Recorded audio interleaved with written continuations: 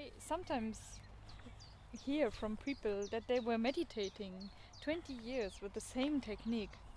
Can this be? I mean, does that make any sense? That's an interesting question. There have been several examples in history where people reached great heights into their consciousness with even one single technique. I would not go into examples, but just in the concept of a meditation technique, it is so powerful that if it works for you, one technique is enough, and you can meditate 20 years, you can meditate 40 years, you can meditate your entire life with one technique. It just has to resonate with your life very naturally. Mm-hmm. For example, I won't name the conscious gurus or leaders, but one person, he meditated with this technique where he considered everything to be him. So he said, I am all, I'm everybody, and entire world is him. And with that one single technique, he lived his entire life, and he experienced meditation and the truth and the reality associated with it through just this only one single technique, I'm all. Mm-hmm.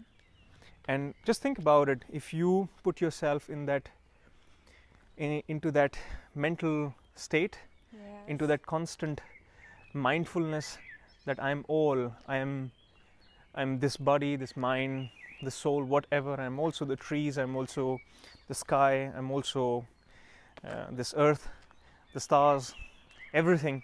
If you live in that sort of first of all mindset, but then your entire life with that notion, how beautiful first of all it becomes for you, and secondly, you have to do it, then you'll start seeing what space it creates for you, and what kind of experiences it brings to you.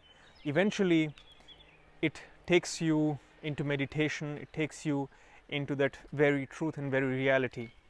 And let me give you another example. Very contrary to this technique, there is another technique called neti neti, which was used by another conscious leader. And that technique is entirely opposite, that I'm not this, I'm not that, I'm nothing. So just imagine, for one person the technique I'm all is something that worked for him, and for another person I'm nothing is the technique that worked. And both of these people, they preached these two different kind of techniques to their disciples, to their followers in their own ways. And what I have to recommend to you is to actually try out both, because once you meditate with both these angles, I'm all and I'm nothing, you will realize, first of all, you will not create one-sided, one-minded picture of what meditation is, and secondly, you will start to see the essence of it, start to see the core of it, what it is. And it's like, there is a saying that don't look at my finger, but look at the finger pointing to the moon. So you would stop looking at all these fingers, all these techniques. You would rather look at the moon, in this case, what meditation really is, what the state really is. So ultimately, after my whole life meditating, maybe with the same technique or with a few techniques, would I still need to follow a technique, or how would that be? It depends on you.